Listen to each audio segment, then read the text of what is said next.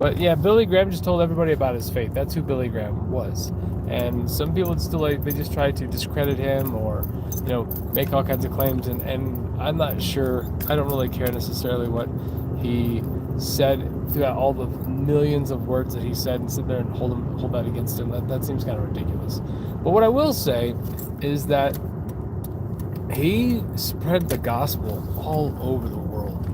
And he went to all kinds of places, and his sermons are on YouTube. Like I said, I listen to him all the time. And it's funny because I like the evangelistic speech, and I know that, I know I'm saved and I have my faith and I'm good there. But I really like what Billy Graham has to say about how simple our faith is, and it needs to be. So, I guess for me, I always wonder, how did you come to faith? So, was it your parents? Was it some sort of event that you went to as a kid? Did you go to, was it a youth group, or was it some sort of other, how did you find your faith? Because me, I was 4 years old, and I was I want to be a Christian, and I want to believe in Jesus. And they, I'm sure people back then thought, oh, that's really cute. But man, from 4 on, I remember my next door neighbor, when I lived in Pennsylvania, he was this old guy that was kind of grumpy, and he did not believe in God or anything else. And I'm 4, just basically trying to say, hey man, you need to get saved, because if you don't, then you won't be with God when you die. And I'm sure my mom was probably trying to nicely shoo me away. And I guarantee you, I vaguely remember being at a fence and talking to this guy. The point is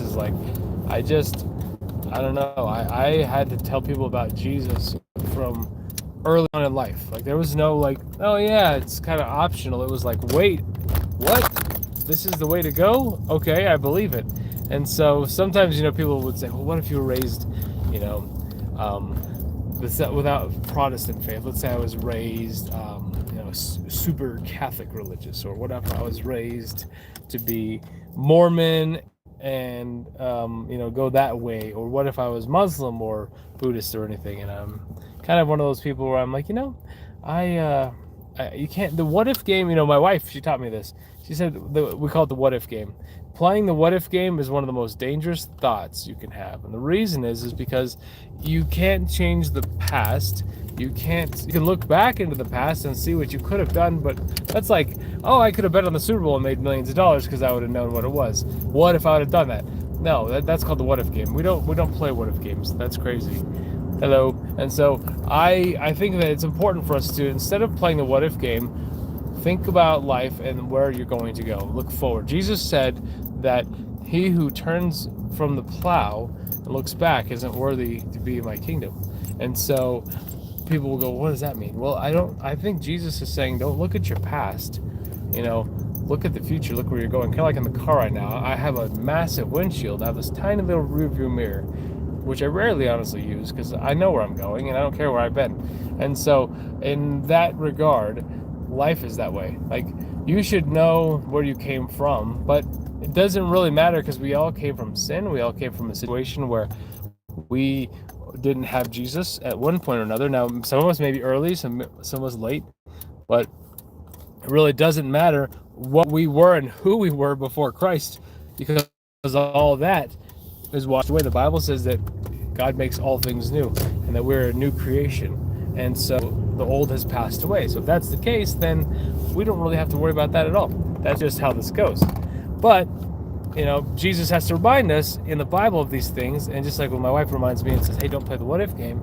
Don't worry about, what it could be. What if it's this and what if it's that? Leave those things to God, because there is no what if with God. If God allows something, then he chooses to allow it, period. But he already knows and he has a plan. And God is never, I always draw a line on a piece of paper or something, and I tell people, you see how we can see the beginning and the end of this line? That's how God views our world and everything that we're aware of. And so God is never surprised by any events within that line, because he can see the beginning, he can see the end. We can't, but he can, because he's awesome and omnipotent, but we are not. So this is just kind of a quick little, thing to say, hey, with your life, don't play the what if game. Don't choose to instead have faith and say, in God I trust. You know, we say that in our money all over the place. It says, in God we trust. But not just in our money. In our life, we should just put God first and say, you know what, God? You know, the only what if is, what if I wouldn't have gotten saved? That's a pretty big what if. Well, we know we would go to hell. But other than that, none of this stuff will matter when we stand before God. And it's so weird because life seems so long. But it actually is a lot shorter than we think. And so we spend our time in life kind of worrying about so many different things that don't even really matter. And it's kind of sad, but we all do it. And so let's take this time, instead of worrying about things that don't matter, let's worry about the things that do matter. So guys, get out there today or tomorrow, whenever, and find people that don't know Jesus and tell them. You know what's funny is I have people that I can tell about Jesus that you guys don't know.